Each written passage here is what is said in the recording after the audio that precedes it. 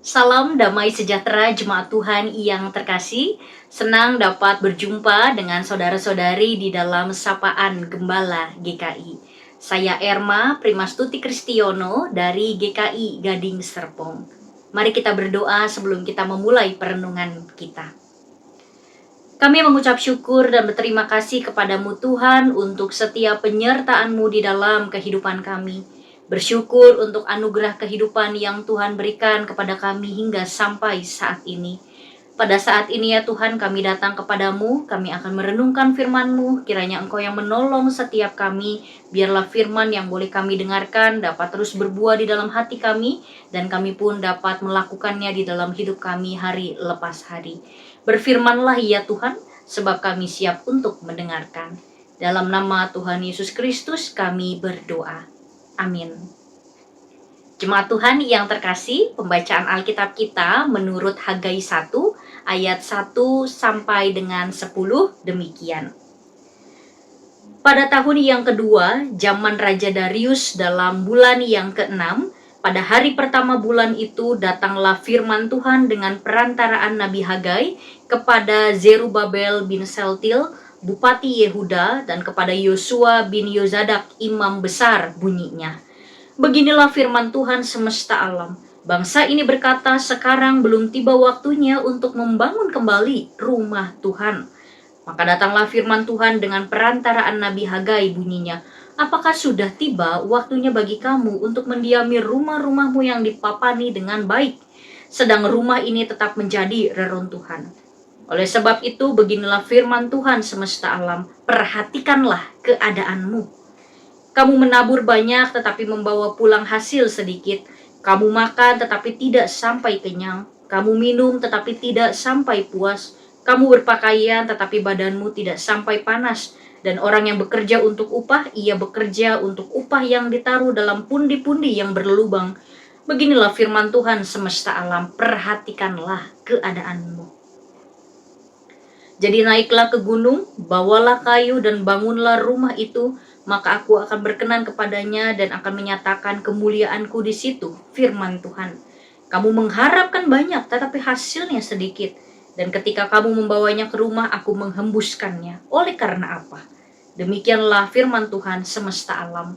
Oleh karena rumahku yang tetap menjadi reruntuhan, sedang kamu masing-masing sibuk dengan urusan rumahnya sendiri. Itulah sebabnya langit menahan embunnya dan bumi menahan hasilnya. Demikianlah firman Tuhan. Jemaat Tuhan yang terkasih, pada suatu hari ada seorang anak kecil yang mengumpulkan uangnya dan kemudian membawa uang tersebut kepada ayahnya. Ayahnya ini sangat sibuk sekali.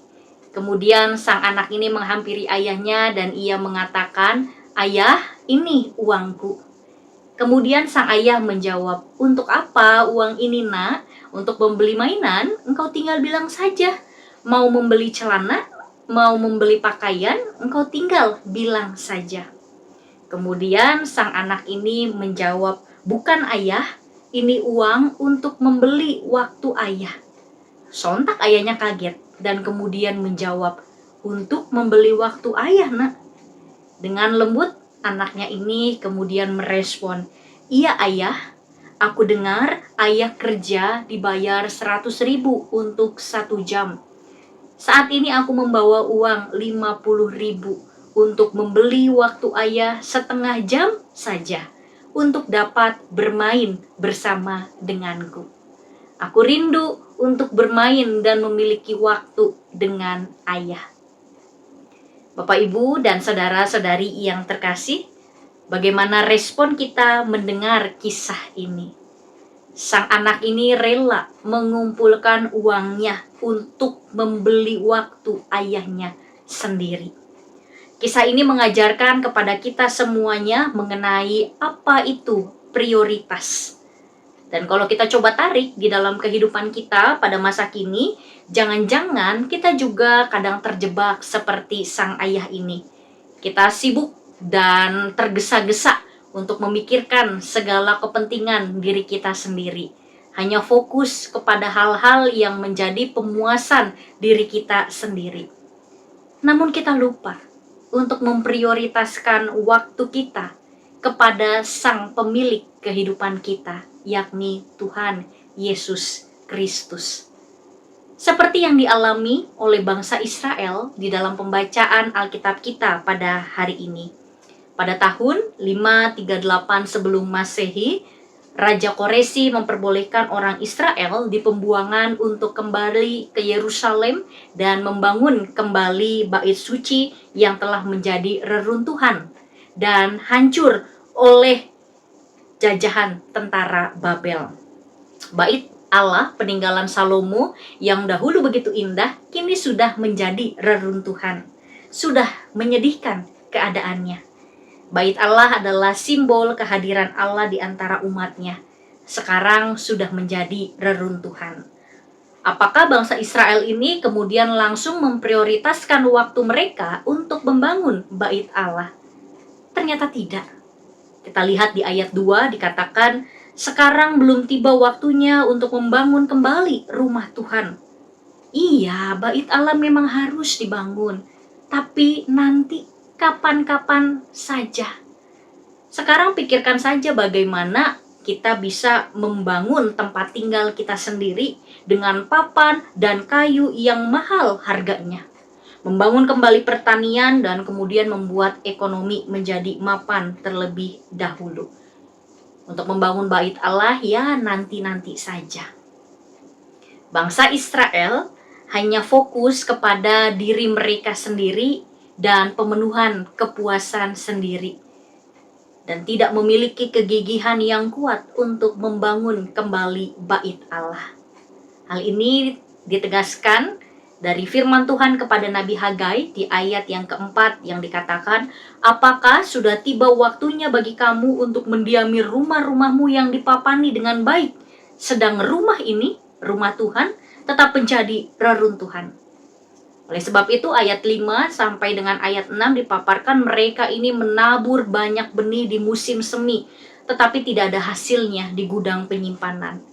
Kebutuhan hidup selalu ada terus-menerus, tetapi mereka tidak merasa cukup. Mengapa? Karena hidup mereka hanya fokus dengan berkat, bukan fokus kepada sang sumber berkat itu sendiri. Hidup mereka hanya fokus untuk memuaskan diri mereka sendiri, sehingga terus merasa tidak puas dan tidak tercukupi. Perhatikanlah keadaanmu. Sebuah pesan yang disampaikan oleh Tuhan. Bahkan di dalam pembacaan Alkitab kita dikatakan sebanyak 2 kali, perhatikanlah keadaanmu. Relevan dengan kehidupan kita pada masa kini. Perhatikanlah keadaanmu. Saat ini perhatikanlah keadaanmu. Apakah kita pada saat ini pun hanya sibuk dengan segala aktivitas dan rutinitas hidup kita sendiri? Kita terlalu tergesa-gesa di dalam kehidupan ini untuk mencapai target tertentu dalam hidup kita. Namun kita lupa untuk diam sejenak, hening sejenak, memberikan waktu kita untuk Tuhan.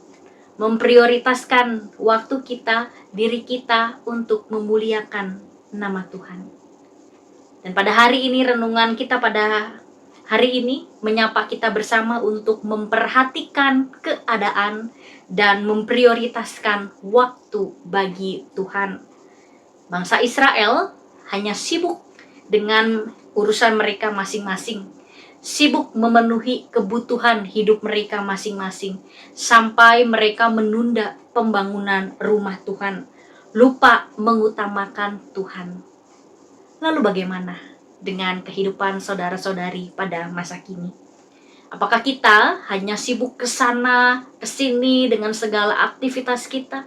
Kita terlalu tergesa-gesa melakukan rutinitas kita untuk mencapai target tertentu? Atau kemudian kita hanya memikirkan bagaimana kita bisa mencapai apa yang menjadi kepuasan diri kita sendiri. Alhasil, tidak ada waktu untuk Tuhan. Kita menempatkan waktu untuk Tuhan di posisi kedua setelah kita berhasil menyelesaikan segala pekerjaan-pekerjaan dan tugas-tugas kita. Sama seperti bangsa Israel yang menunda pekerjaan untuk Allah karena lebih mementingkan diri mereka sendiri. Bapak, Ibu, dan saudara-saudari, pada saat ini mari bersama-sama kita hening, kita berhenti sejenak, kita jeda di dalam kehidupan ini, kita perhatikan keadaan kita, refleksikan bagaimana kehidupan kita pada masa kini.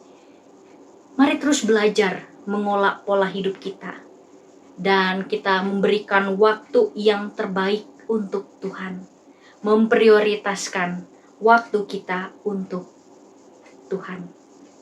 Perhatikanlah keadaanmu, dan mari bersama-sama prioritaskan waktu kita untuk Tuhan.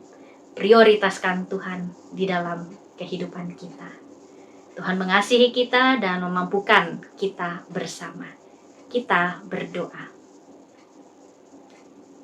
Kami bersyukur kepadamu Tuhan untuk sapaan firman yang boleh bersama kami dengarkan. Ajar setiap kami untuk dapat memprioritaskan waktu kami, memprioritaskan Engkau ya Tuhan di dalam setiap kehidupan kami. Ajar kami untuk tidak terlalu sibuk memikirkan pemuasan dan pementingan diri kami sendiri dengan segala pekerjaan dan tugas-tugas kami. Namun kami lupa untuk memberikan waktu kepada Tuhan. Ajar setiap kami juga ya Tuhan, untuk kami pun dapat hening, dapat berdiam diri sejenak, memperhatikan keadaan kami, dan kemudian kami pun lebih memberikan waktu yang terbaik, waktu yang banyak, untuk kami dapat berkomunikasi dan berelasi dengan Engkau ya Tuhan. Inilah ya Tuhan segala kehidupan kami, Engkau yang terus menolong kami untuk menjadi seturut dengan kehendak-Mu. Di dalam nama Tuhan Yesus Kristus kami berdoa. Amin. Demikianlah firman Tuhan pada hari ini. Tuhan memberkati kita semuanya.